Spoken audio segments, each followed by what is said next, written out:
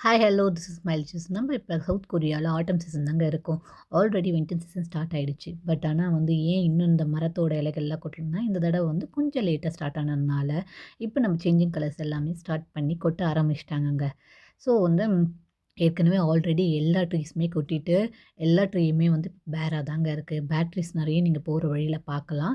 இப்போ அதுக்கப்புறம் ஏன்னா வந்து ஒவ்வொரு மரத்தோட கலர் சேஞ்சிங்ஸும் வந்து லேட்டாக ஸ்டார்ட் ஆச்சு. கொஞ்சம் சீக்கிரமாக ஸ்டார்ட் பண்ணது எல்லாமே முன்னாடி கொட்டிடுச்சு. அதுக்கப்புறம் ஸ்டார்ட் பண்ணதெல்லாம் இன்னும் சர்வே பண்ணிட்டு இருக்குங்க. அதுவும் 1 வீக் தாங்க. இந்த 1 வீக் அப்புறம் நீங்க பார்த்தீங்கன்னா, கொரியால இருக்க எல்லா மரங்களுமே பேட்டரிஸ் தாங்க இருக்கும். உங்களுக்கு தெரியுமாங்க, ஏன் வந்து வின்டர் சீசனுக்கு முன்னாடி இந்த மரங்கள்லாம் கொட்டுது? அதில ஒரு சயின்ஸ் ரீசனும் இருக்கும்.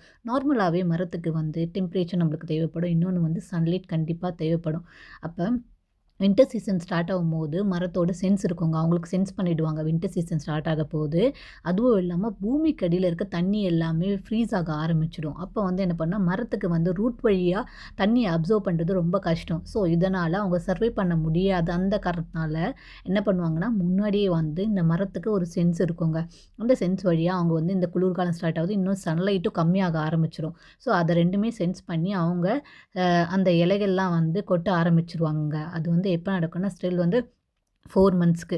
அந்த எப்போ வந்து திரும்பவும் கொஞ்சம் வெயில் காலம் ஆரம்பிக்குது, அந்த ஸ்ப்ரிங் சீசன் ஆரம்பிக்குதோ, அந்த டைமில தாங்க வந்து செர்ரி பிளாசம்ஸ் ஒண்ணு நடக்கும் கொரியாவுல. அது ரொம்ப சூப்பரா இருக்கும். அந்த செர்ரி பிளாசம் அப்ப தான் வந்து இது எல்லாமே அதுக்கப்புறம் அந்த செர்ரி பிளாசம் முடிஞ்சதுக்கப்புறம் இலைகள்லாம் ஸ்டார்ட் ஆயிடுங்க.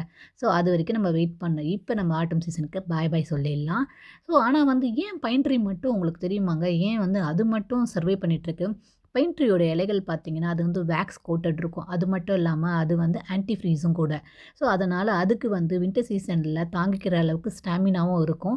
அது மட்டும் இல்லாம, பைன் ட்ரீ வந்து தண்ணி வந்து அது கொஞ்சமா எடுத்தா கூட போதும். கொஞ்சம் இல்லனாலும் அதால அட்ஜஸ்ட் பண்ணி வாழ முடியும். பட் நம்ம இந்த பார்க்குற இந்த ட்ரீஸ்க்குலாம் வந்து அதால வாழ முடியாது. அதனால வந்து அவங்க சாக போறதுக்கு முன்னாடி கலர்ஸ் எல்லாம் சேஞ்ச் பண்ணிட்டு, அந்த இலைகள்லாம் கொட்ட ஆரம்பிச்சுருவாங்கங்க. மனிதர்களுக்கு தான் சென்ஸ் ரொம்ப கம்மியா இருக்கு. ஆனா மரத்துக்கு கூட சென்ஸ் அதிகமா இருக்கு. பாருங்க, எவ்வளோ அழகா சென்ஸ் பண்ணி ப்ரிடிக்ட் பண்ணிக்கிறாங்க அவங்களோட லைஃப்ப. நம்ம லைஃப்பும் அந்த மாரி கொஞ்சமாவது யோசிக்கணுங்க. உங்களுக்கு இந்த வீடியோ பிடிச்சிருந்தா ஒரு லைக் அண்ட் சப்ஸ்கிரைப் பண்ணுங்க. Okay, C you bye. நம்ம அடுத்த வீடியோல நம்ம வேற ஒண்ணு பார்க்கலாம். பாய்.